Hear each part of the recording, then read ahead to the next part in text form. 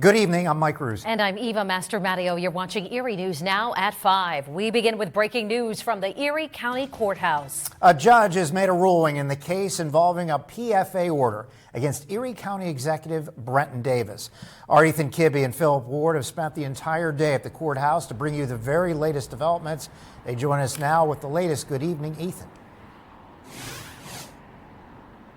Mike and Eva, good evening.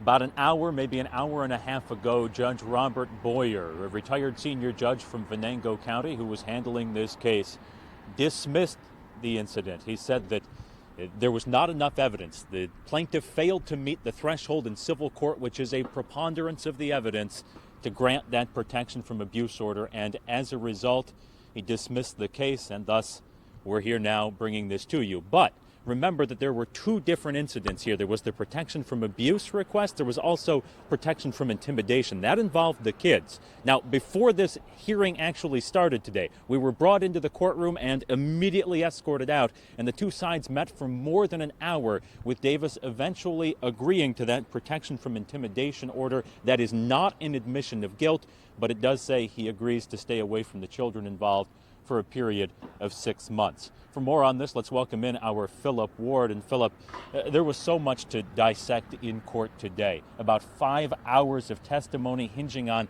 the nature of their relationship with the plaintiff and Brenton Davis, as well as what actually happened on particular days, especially Easter Sunday, a day where the plaintiff showed up at Davis's house with a gun. The question is, what was the nature of that visit? And in some ways, this hinged on that. Right, exactly, Ethan. We saw text messages that were exchanged. We saw deer trail camera photos. We saw both sides in the end, a relationship that started in December of 2021, both sides really just wanting closure. And after a long day in court, we spoke with representatives from both sides. We did. We'll hear from them coming up on Erie News Now at 5:30. But Philip, as we watched in court today, as we talked with lawyers afterwards, the key really was trying to show from the plaintiff's side, you're required to show that there is reasonable fear of abuse. And we saw hundreds of text messages. We also saw, as you mentioned, those trail cam videos showing the plaintiff arriving at Davis's house on multiple occasions a couple weeks ago, sometimes in the middle of the night as well. And the plaintiff tries to make the case that these texts show a pattern of abuse. Davis's lawyers say, no, that's not the case. And we heard many times, show me in these texts where there's abuse. And in the end, Davis's lawyer, without even presenting a case, said to the judge, you've heard from the plaintiff, you've heard the plaintiff's case, there's not enough here, and the judge agreed.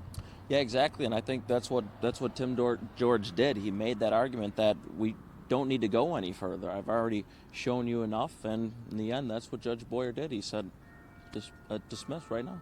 So Mike and Eva, coming up on Erie News Now at 5:30, we'll dissect more of this. You'll hear from both parties involved, but again, Brenton Davis has not had a protection from abuse order placed against him. The judge dismissing that today. However, a protection from intimidation order regarding the children involved in this case is in place. For Philip Ward, Ethan Kibbe, Erie News Now.